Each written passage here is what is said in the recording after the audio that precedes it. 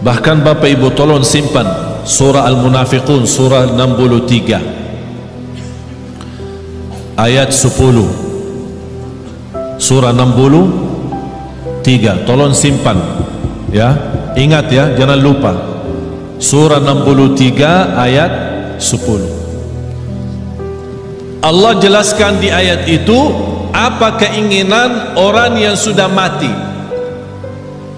Apa keinginan orang yang sudah mati, sudah masuk kubur, sudah lihat munkar nakir, sudah dibertanyakan Rabbuka, Madinuka, Mannabiyuka, dan sudah melihat gelapnya kubur, sudah melihat sempitnya kubur, tidak ada siapa-siapa yang membantu, hanya satu dia mohon kepada Allah. وَأَنْفِقُوا مِمَّا رَزَقْنَاكُمْ مِنْ قَبْلِ أَنْ يَأْتِيَ أَحَدَكُمُ الْمَوْتُ فيقول رب لولا أخرتني إلى أجل قريب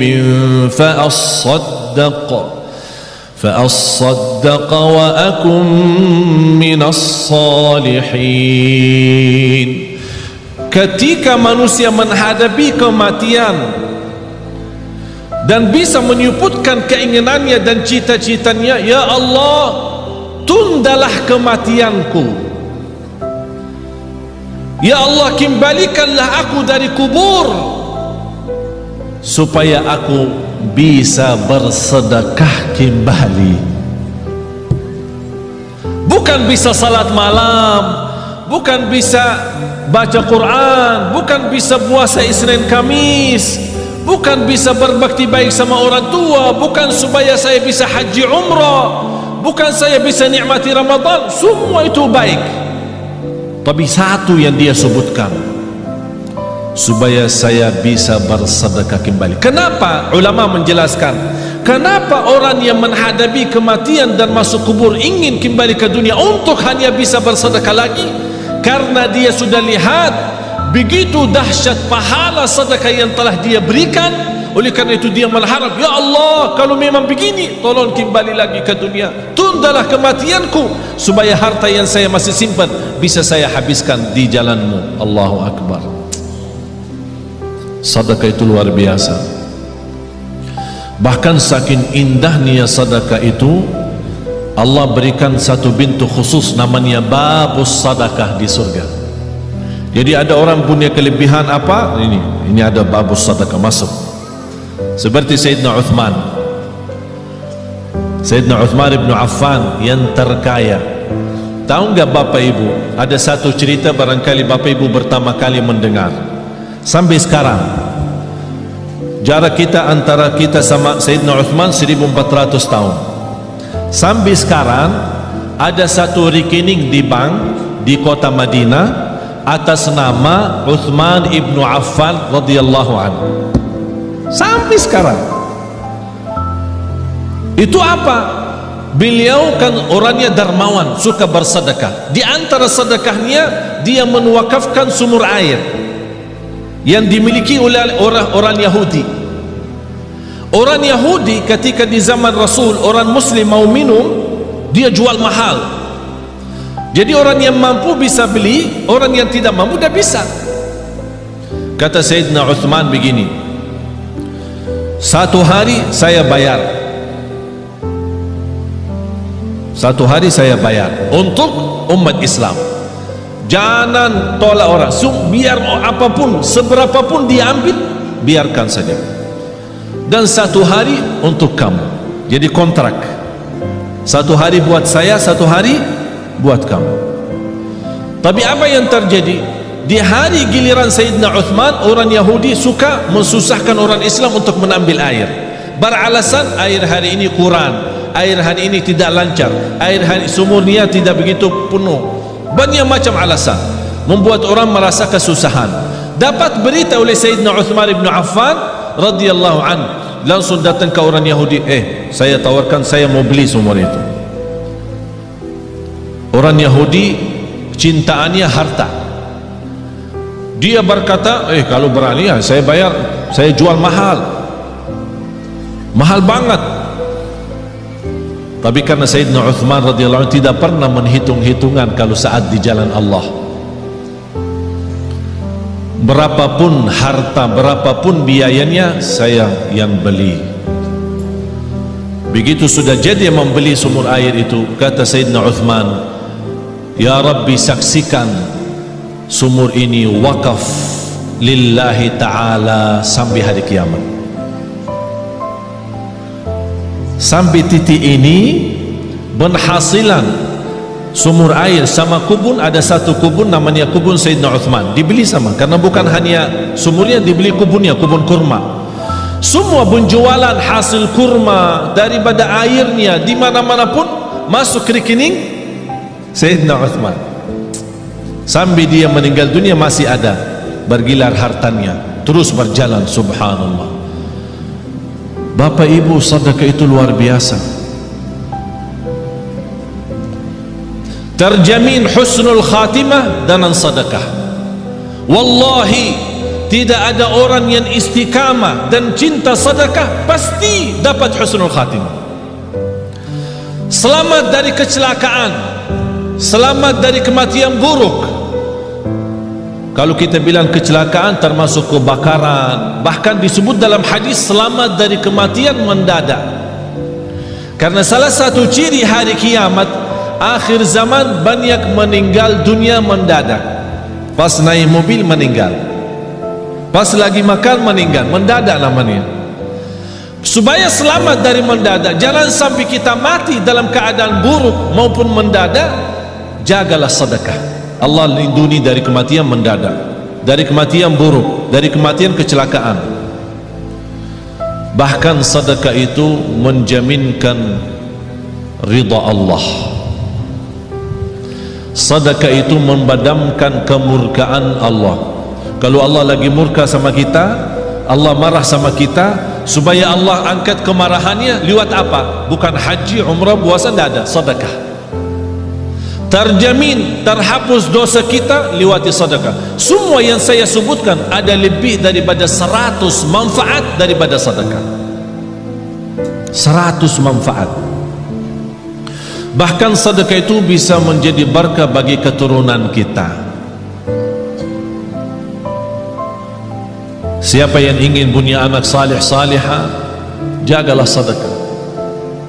Siapa yang ingin berbakti baik sama orang tua, walaupun orang tua sudah meninggal dunia, lewati sedekah. Oleh karena itu Bapak Ibu, setiap anda bersedekah dimanapun, tolong jangan lupa nawaitu untuk orang tua. Bahkan ada satu riwayat diceritakan ketika orang tua meninggal dunia, mereka dalam keadaan susah, dihantarkan oleh malaikat membawa cahaya kepada mereka. Begitu mereka melihat munculnya cahaya dari jauh, mereka membuka matanya dan memperhatikan, itu dari mana cahaya itu? Cahaya yang menenangkan. Malaikat menjawab, ini cahaya sedekah anakmu. Subhanallah. Bahkan sedekah termasuk salah satu amalan yang melindungi kita dari siksa kubur. Semua kita akan sama-sama masuk siksa kubur. Semua akan masuk kubur. Rumah kita yang baru, tahu nggak rumah yang baru? Belum ya? Belum pernah ke sana ya? Belum. Biasa kalau kita mau beli rumah, kita biasa survei kan? Survei, senang beli, tak senang cari yang lain kan? Kuburnya rumah kita yang baru. Sudah disurvei belum?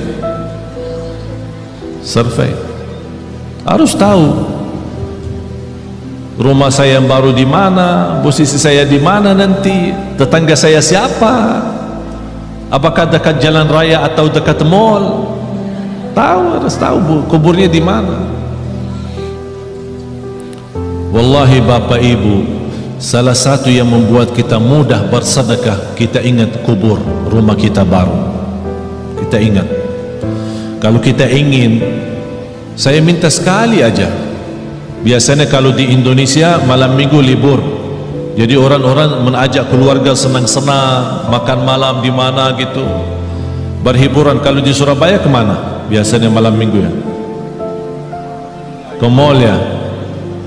Ya udah sekali-kali malam minggu dikubur. Ajak kena. Apalagi kubur di Indonesia sudah gelap. Gelap alami ya, bukan masuk ke dalam, di luar aja sudah gelap. Jadi enak, suasana enak. Duduk aja, tidak usah panjang lebar, duduk aja. Duduk.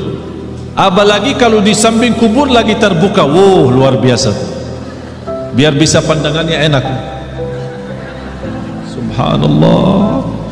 Masa ini rumah saya ukurannya berapa sih? Ya boleh sekarang ketawa, boleh ketawa, tapi Allah saja yang maha tahu bagaimana keadaan kita nanti di dunia kubur. Oleh karena itu jamaah sekalian, wallahi hidup ini serius. Hidup ini sangat serius. Sudah habis waktunya bercanda, habis waktunya berketawa, habis waktunya untuk dunia saja. Dan banyak ciri-ciri, semakin banyak ciri hari kiamat, itu memberikan tanda hari kiamat semakin dekat. Bahkan yang lebih dekat adalah kematian. Tidak ada yang bisa jamin berapa sisa umur kita. Sekarang kalau saya bertanya, yakin hidup atau yakin mati? Bukan yakin hidup. Yakin mati daripada yakin hidup. Kenapa? Karena tidak ada yang bisa jamin hidup sampai besok. Tapi bagi orang yang bersedekah, kapanpun dijemput kematian, dia siap.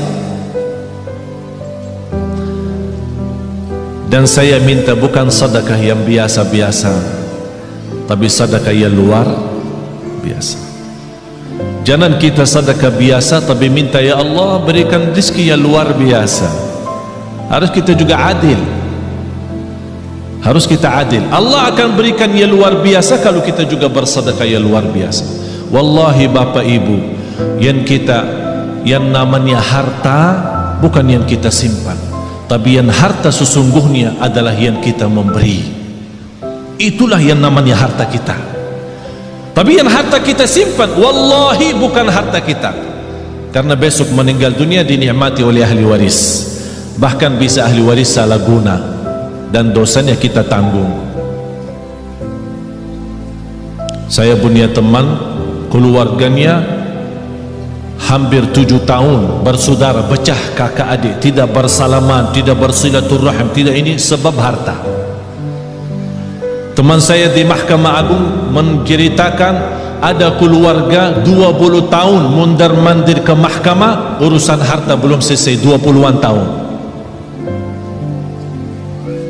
Harta menyakitkan, harta memecahkan. Apa guna harta kalau seperti itu? Na'udzubillah. Harta yang berguna, yang membuat kita senang, yang membuat kita bahagia, itulah yang namanya harta nikmat. Oleh karena itu kata Rasulullah, sebaik-baik harta di tangan hamba yang salih. Sebaik-baik harta di tangan hamba yang salih. Kenapa di tangan hamba yang salih? Karena hamba yang salih tidak pernah salah guna harta itu. Bahkan dia menjadikan harta jembatan menuju ridha Allah, menuju surga Allah.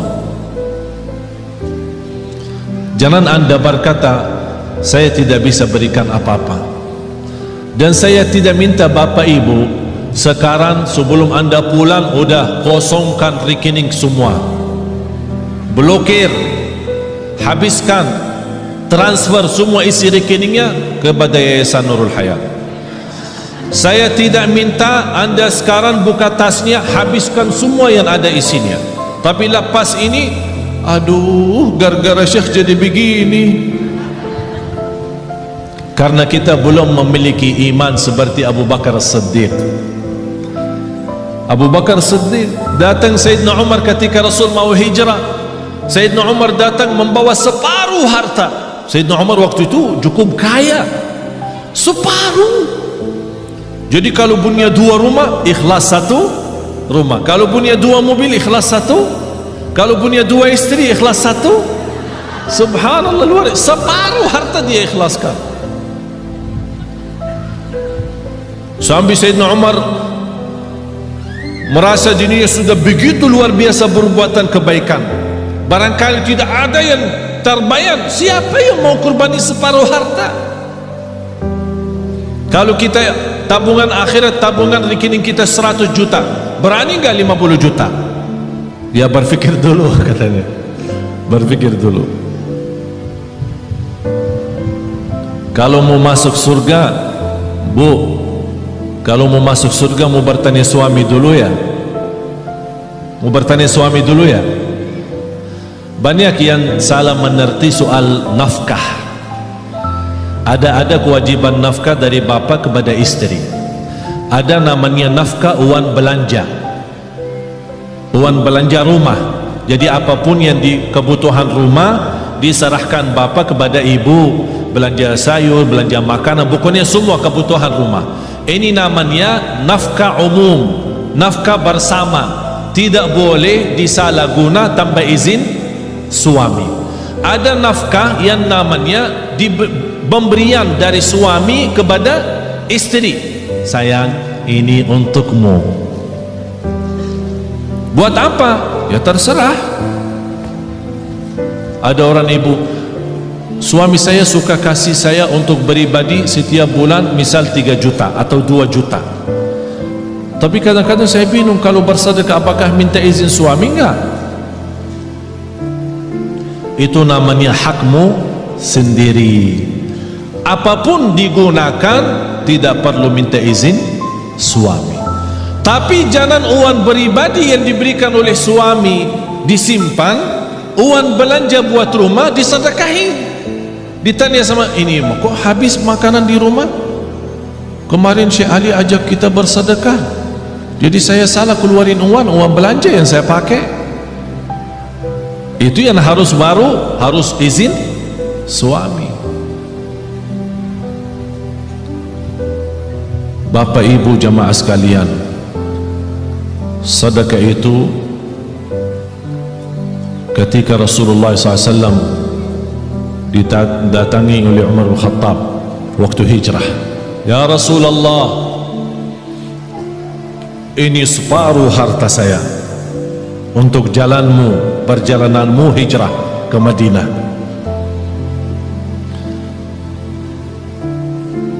Rasulullah bertanya, apa yang kamu sisakan untuk keluargamu? Alhamdulillah masih tersisa separuh. Datang Sayyidina Abu Bakar, dilihat sama Sayyidina Umar, berapa sih mau diberi sama Abu Bakar? Aku aja sudah separuh. Tidak terbayang apa yang akan diberi oleh Sayyidina Abu Bakar. Ya Rasulullah, ini hartaku. Apaan ini? Ini hartaku semuanya.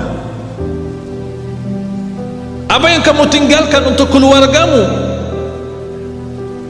Allah. Saya tinggalkan Allah.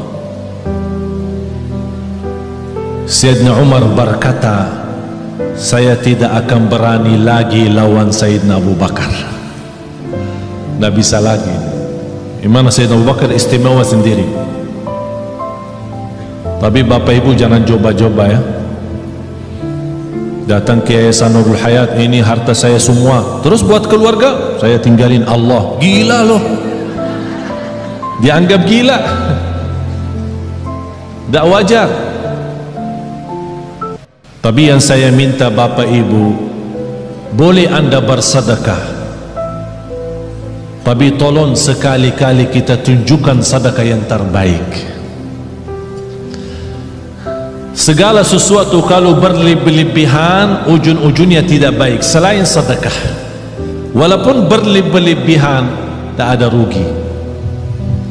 Wallahi terjamin barakah, rizkinya terjamin lancar, bahkan membuat hati kita tenang karena kita hidup apa adanya.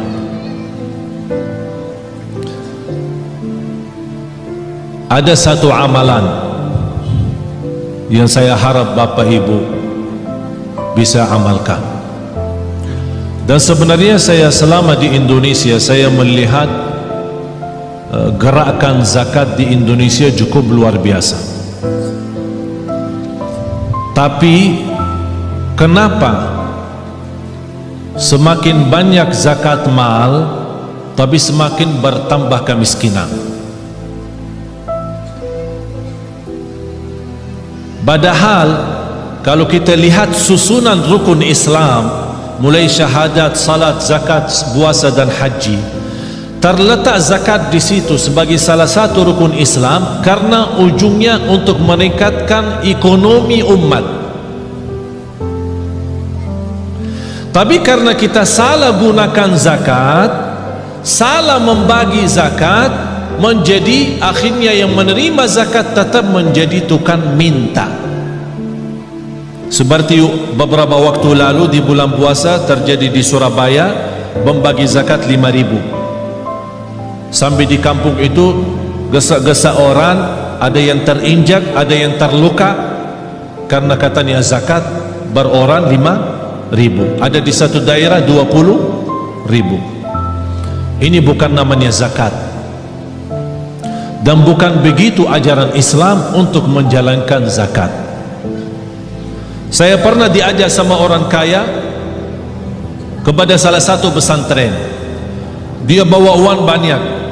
Bayaran saya dia musarahkan kepada pesantren untuk kebinaan.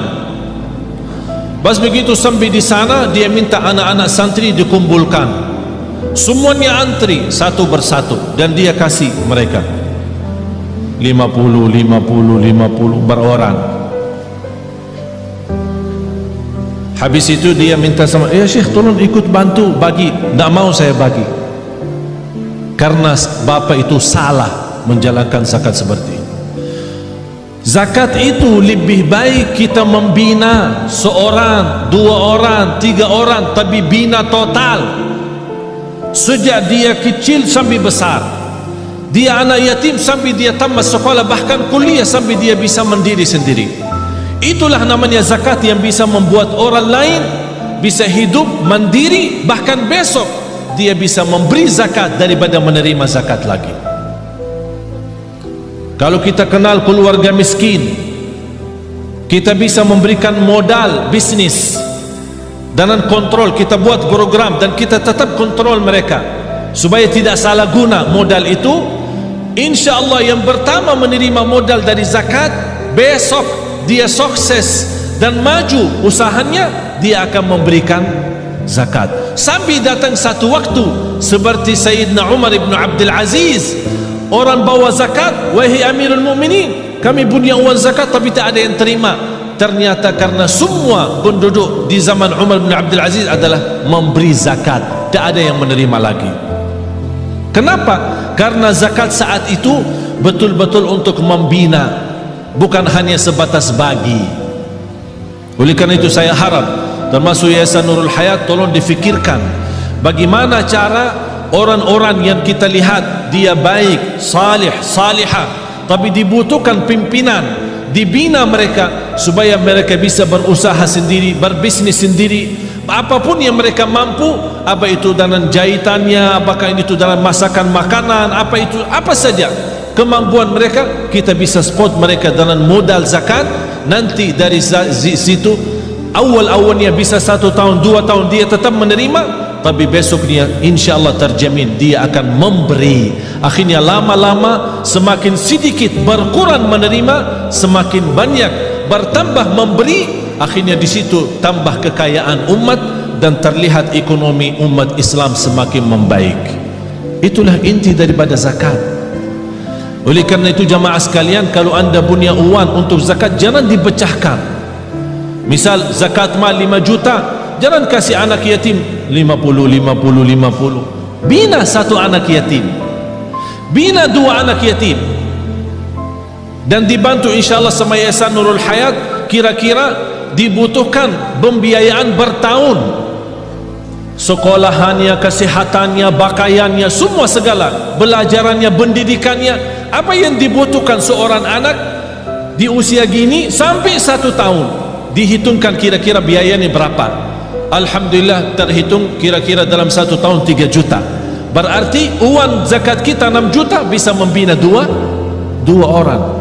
Akhirnya mereka ini sudah dicukupi dengan segala sesuatu, tidak butuh apa-apa sampai dia besar, mandiri, tidak menjadi tukang minta. Tapi kalau kita beri 50, 20, dia merasa tidak cukup untuk hidupnya, akhirnya dia terpaksa lari meminta sama orang lain untuk menutupi kebutuhannya. Itulah tersebar anak-anak kita selalu menjadi tukang minta, bukan menjadi berguna bagi negeri ini.